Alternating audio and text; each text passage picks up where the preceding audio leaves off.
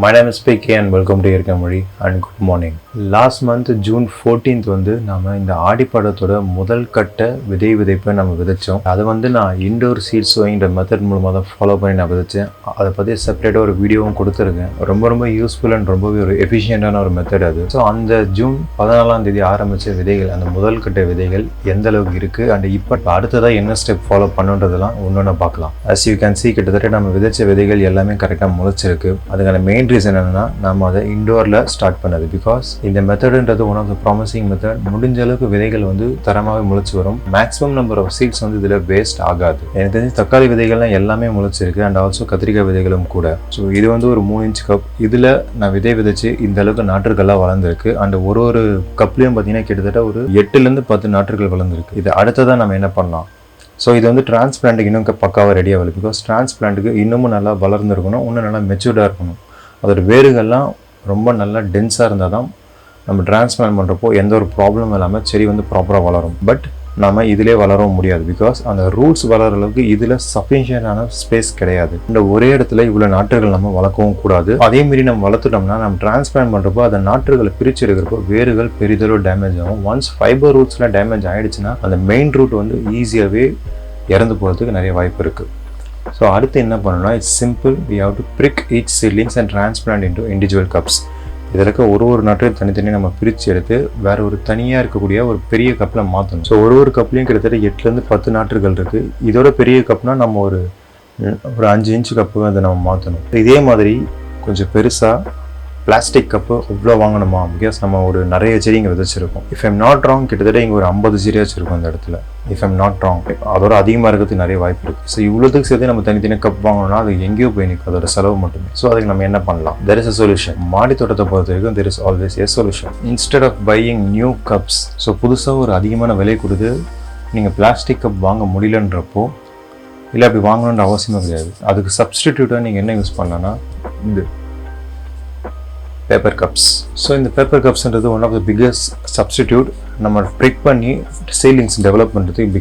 Because இதெல்லாம் பார்த்தீங்கன்னா 250 ml cup. இது இல்லை தாராளமாக நிறைய கண்டென்ட்கான சாயில் இதில் பிடிக்கும். ஸோ இதில் வேறுன்றது ரொம்ப ஈஸியாக ஸ்ப்ரெட் ஆகும். அண்ட் இந்த பேப்பர் கப்ஸில் one of the main advantage என்னென்னா, நீங்கள் இதில் நாற்றுகள் வளர்ந்ததுக்கு அப்புறமா நீங்கள் அதை ஃபைனல் லொக்கேஷன், அதாச்சும் வேறு ஏதோ பெரிய க்ரோ பேக்லையோ இல்லை தொட்டியில் நீங்கள் டிரான்ஸ்பிளான்ட் பண்ணுறப்போ நீங்கள் நாற்றுகளை இதிலிருந்து தனியாக எடுக்கணுன்ற அவசியம் கிடையாது. ஜஸ்ட் நீங்கள் இந்த கப்போடு சேர்த்து நீங்கள் டிரான்ஸ்பிளான்ட் பண்ணலாம். These are paper material. Some of these are going to be decomposted. நம்ம இதை எடுத்து தான் வைக்கணுன்ற அவசியம் கிடையாது. பட் மோரலஸ் இது ஒரு பேப்பர் கப்புன்றதுனால அந்த நாற்றுகள் வளர்கிறதுக்கு எப்படி இன்னொரு 10 to 15 days ஆகும். ஒவ்வொரு பீரியட் நீங்கள் ரெகுலராக தண்ணி விடுறப்போ இது நிறைய டேமேஜ் ஆகிடும். ஸோ நீங்கள் அதை அப்படியே கொண்டு போய் நீங்கள் transplant பண்ணிங்கனாலும் no issue.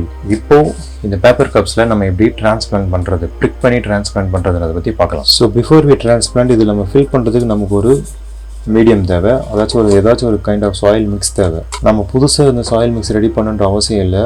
And as well as ஒரு ஹெவியான சாயில் மிக்ஸ், நம்ம செடி வளர்க்கறதுக்கு யூஸ் பண்ணுற சாயில் மிக்ஸ் இதில் நம்ம யூஸ் பண்ணக்கூடாது. So what we can do is, நம்ம விதைக்கிறதுக்கு என்ன கலவை எடுத்தோம், அந்த விதை கலவை ஒரு சிம்பிளான விதை கலவை.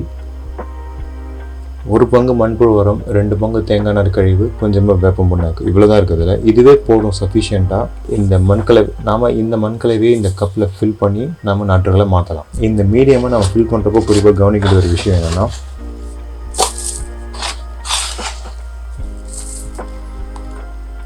சாயில் இந்த அளவுக்கு போட்டுட்டு இது வந்து நம்ம டேப் டவுன் பண்ணணும். ஜஸ்ட் ரொம்ப லைட்டாக இவ்வளோதான் நம்ம டேப் டவுன் பண்ணணும்.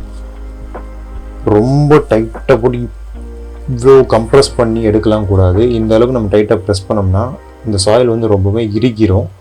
ஒன்ஸ் இறுகிடுச்சுன்னா அந்த உள்ளே இருக்க அந்த நேனோ ரூட்ஸ்லாம் ரொம்ப டிஃபிகல்ட்டாக இருக்கும் அது ஸ்ப்ரெட் ஆகிறதுக்கு. So what you can do is simply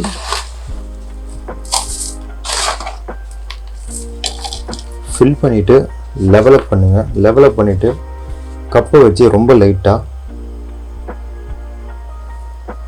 that's it, இவ்வளோதான் நம்ம பண்ணணும். இங்கே நான் ஆல்ரெடி கொஞ்சம் கப்ஸில் மண் கலவையெல்லாம் ஃபில் பண்ணி ரெடியாக வச்சுருக்கேன் ப்ரிக் பண்ணுறதுக்கு. ஸோ இப்போ நாம் எப்படி ப்ரிக் பண்ணுறதுன்றதை பார்த்துடலாம். ஃபர்ஸ்ட் நம்ம எதை ப்ரிக் பண்ணலாம்னா, ஐ திங்க் இந்த மேரிகோல்டை நம்ம ப்ரிக் பண்ணிடலாம். இதில் ஒரு 5 சாமந்தி செடி இருக்குது. இதை தான் நம்ம ஃபர்ஸ்ட் ப்ரிக் பண்ண போகிறோம். இதில் இருக்க ஒரு நாற்றையும் நம்ம எந்த விதமான ரூட் டேமேஜும் இல்லாமல் நம்ம தனித்தனியாக எடுக்கணும்.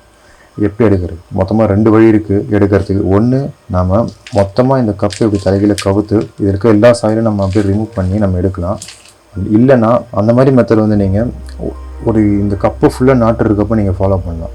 இதில் ஜஸ்ட் மொத்தமாக ஒரு 5 செடி தான் இருக்குது. ஸோ இதுக்கு you can use any element like ஒரு பென்சில் இல்லை வேறு ஏதாச்சும் நீங்கள் யூஸ் பண்ணலாம். ஸோ இதுதான் அந்த நாட்டு. ஜஸ்ட் அதை சுற்றி கொஞ்சமாக உள்ள அந்த பென்சில் விட்டு அந்த மண்ணோட கொஞ்சம் இப்படி மேலே நீங்கள் புல் டவுன் பண்ணணும், புல் அப் பண்ணணும். அந்த ஓவரால் சாயில் லேயரே கிராக் ஆகிருக்கும்.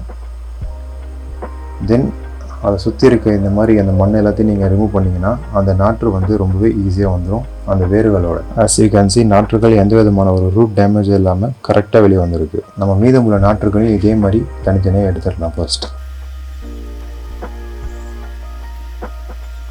இப்போ நம்ம நாற்றுகள்லாம் எடுத்தாச்சு. இதை நம்ம எப்படி டிரான்ஸ்பிளான்ட் பண்ணுறது?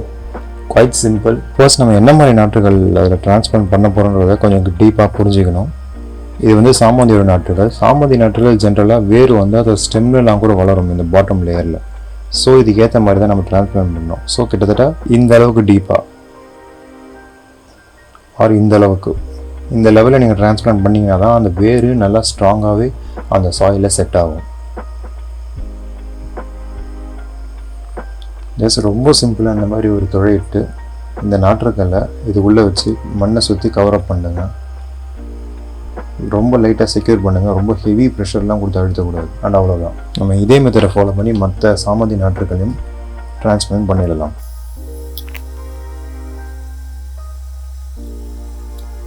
அந்த சைட் நம்ம கிட்டத்தட்ட இப்போ எல்லா சாமந்தி நாற்றுகளையும் டிரான்ஸ்பிளான்ட் பண்ணியாச்சு. இப்போ நம்ம அடுத்ததாக ஏதாவது ஒரு தக்காளி நாற்றுகள் எப்படி டிரான்ஸ்பிளான்ட் பண்ணுறதுன்னு பார்க்கலாம். ஏன்னா அதுவும் ரொம்ப இன்ட்ரெஸ்டிங்கான ஒரு விஷயம். ஸோ அடுத்ததாக இந்த தக்காளி நாற்றுகள் டிரான்ஸ்பிளான்ட் பண்ணிடலாம். இது பார்த்திங்கன்னா மந்தனப்பள்ளி தக்காளி. இதில் வந்து ஒரு 6 நாற்றுகள் இருக்குது. இதை வந்து நம்ம தனித்தனி இப்படி இண்டிவிஜுவல் எடுக்க முடியாது. ஸோ நம்ம என்ன பண்ண போகிறோம்னா மொத்தமாக இதை இந்த கப்பில் வந்து நம்ம டீட்டாச் பண்ண போகிறோம். அதுக்கு ஜஸ்ட் உங்களோட இந்த மாதிரி ஹோல்ட் பண்ணிக்கோங்க. ஹோல்ட் பண்ணி தலைகீழ கவுத்துட்டு இந்த பாட்டம் மிடில் ஒரு ப்ரெஷர் கொடுங்க. ப்ரெஷர் கொடுத்து ஜஸ்ட் நீங்கள் இப்படி புஷ் பண்ணி இப்படி கொஞ்சம் ஃபோர்ஸாக மூவ் பண்ணிங்கனாலே அந்த மண் வந்து மொத்தமாக வெளியே வந்துடும். இந்த மாதிரி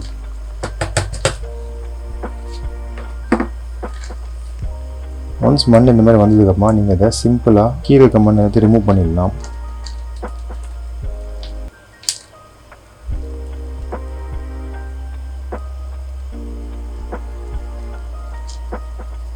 நீங்கள் இப்போ இதுலேருந்து ஒரு நாற்றுக்களாக இந்த மாதிரி ஈஸியாகவே பிரித்து எடுத்துடலாம். எந்த விதமான ரூட் டேமேஜும் ஆகாது. தக்காளியோட ரூட் டெவலப்மெண்ட்டும் ரொம்ப இன்ட்ரெஸ்டிங்கான ஒரு விஷயம். பிகாஸ் நீங்கள் பார்க்கல இங்கே சின்னதாக ஒரு சின்ன ஃபைபர்ஸ் மாதிரி தெரியல. இது எல்லாமே நாளடியில் ஒரு வேராகவே வளர்ந்து வரும். ஸோ இதுக்கு ஏற்ற மாதிரி தான் நம்ம இதையும் டீப்பாக டிரான்ஸ்பிளான்ட் பண்ணணும்.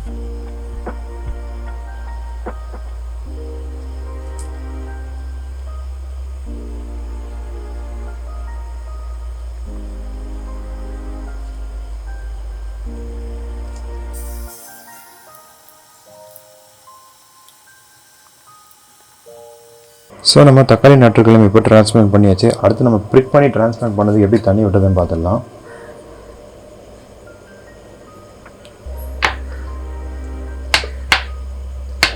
ரொம்ப அதிகமாக அந்த தண்ணியெலாம் தேங்குற அளவுக்கு இதில் தண்ணி விடாதீங்க. ஏன்னா நம்ம பாட்டமில் எந்த விதமான துளையும் போடலை. அது பேப்பர் கப்ஸ்ன்றதுனால தண்ணி மோஸ்ட்டாக ஊறிட்டு கொஞ்சம் வெளியே லீக் ஆகிடும். அதுக்காக நீங்கள் நிறைய தண்ணியில் விடணுன்ற அவசியம் கிடையாது. ஜஸ்ட் அந்த மண்ணில் இது செட் ஆனால் போதும். ஒரு மினிமம் அமௌண்ட் ஆஃப் தண்ணி மட்டும் விடுங்க.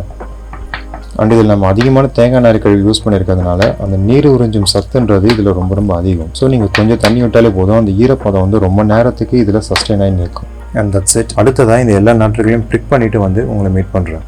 நாம் இப்போது எல்லா சீட்லிங்ஸையும் ப்ராப்பராக ப்ரிக் பண்ணி டிரான்ஸ்பிளான்ட் பண்ணியாச்சு. அண்ட் இது வந்து ஒரு நிழல் பாங்கான பகுதியில் அடுத்து 15லேருந்து 20 நாட்களுக்கு இப்படியே தான் வளரணும். ஒன்ஸ் அந்த நாற்றுகள் நல்லா மெச்சூராக வளர்ந்ததுக்கப்புறமா இதை நீங்கள் ஃபைனல் லொக்கேஷனுக்கு டிரான்ஸ்பிளான்ட் பண்ணிடலாம். And that's it for this video. இன்னைக்கு வீடியோவில் நம்ம ப்ரிக் பண்ணுறது எப்படின்றத பார்த்தோம். அண்ட் பேப்பர் கப்பை சீட்லிங்ஸ் வளர்க்குறதுக்கு எப்படி யூஸ் பண்ணலான்றதையும் பார்த்துட்டோம். நம்ம அடுத்ததாக இன்னொரு வீடியோவில் பார்க்கலாம். தேங்க்யூ. Bye PK.